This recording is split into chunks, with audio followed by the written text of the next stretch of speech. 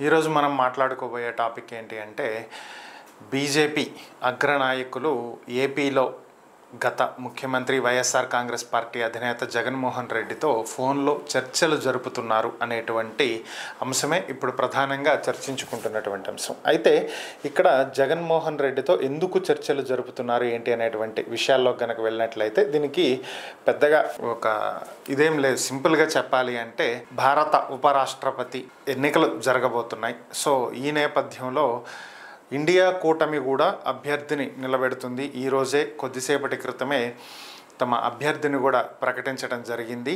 So ఈ నేపథ్యంలో నామినేషన్ల పర్వం పూర్తవుతున్నటువంటి సమయంలో మరి ఇండియా కూటమి గనక అభ్యర్థిని నిలబెట్టకపోతే ఇది ఏకగ్రీవం అయ్యేది. కానీ ఇండియా కూటమి అభ్యర్థిని నిలబెట్టినటువంటి నేపథ్యంలో ప్రస్తుతం ఇది ఖచ్చితంగా మాట్లాడుకుని అన్ని పార్టీల మద్దతుతోటి తాము నిలబెట్టినటువంటి ఎన్డీఏ అభ్యర్థిని గెలిపించుకోవాల్సినటువంటి పరిస్థితి బీజేపీ మీదకు వచ్చింది. సో ఈ నేపథ్యంలోనే బీజేపీ ఈ బాధ్యతను రాజ్నాథ్ సింగ్కి అప్పగించడం జరిగింది. ఆయన వివిధ పార్టీల నేతలతో చర్చలు జరుపుతున్నారు. అటు ఇండియా కూటమితో కాంగ్రెస్తో కూడా ఆయన చర్చలు జరిపారు. అభ్యర్థిని నిలబెట్టొద్దు, ఏకగ్రీవంగా ఉపరాష్ట్రపతిని ఎన్నుకుందామని. అయినప్పటికీ ఇండియా కూటమి పార్టీలు తమ అభ్యర్థిని నిలబెట్టడం జరిగింది.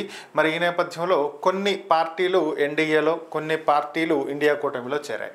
సో ఇక మిగిలినటువంటి తటస్థ పార్టీలు వీటిని కనుక గమనించినట్లయితే ముఖ్యంగా అటు తెలంగాణలో బీఆర్ఎస్, ఇటు ఏపీలో వైఎస్ఆర్ కాంగ్రెస్ పార్టీ. సో ఇవి తటస్థంగా ఉన్నటువంటి పార్టీలు.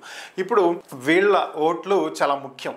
సో కాబట్టి ఈ రెండు పార్టీలతో కూడా బీజేపీ చర్చలు జరుపుతున్నట్లుగా తెలుస్తుంది. అటు బీఆర్ఎస్ అధినేత కేసీఆర్ తోటి, ఇటు వైఎస్ఆర్ కాంగ్రెస్ పార్టీ అధినేత జగన్మోహన్ రెడ్డి తోటి కూడా చర్చలు జరుపుతున్నట్లుగా తెలుస్తుంది. ఎన్డీఏ కూటమి నిలబెట్టినటువంటి అభ్యర్థికి తమ ఓట్లు వేయాలని వైసీపీకి చెందినటువంటి ఎంపీలు మద్దతు తెలియజేసినట్లయితే ఎన్డీఏ కూటమికి చెందినటువంటి అభ్యర్థి ఉపరాష్ట్రపతిగా గెలుపొందేటువంటి అవకాశం ఉంటుంది అనేది బీజేపీ ఆలోచన. అయితే దీనికి సంబంధించి రాజ్నాథ్ సింగ్ జగన్కి ఫోన్ చేసినట్లుగా తెలుస్తుంది.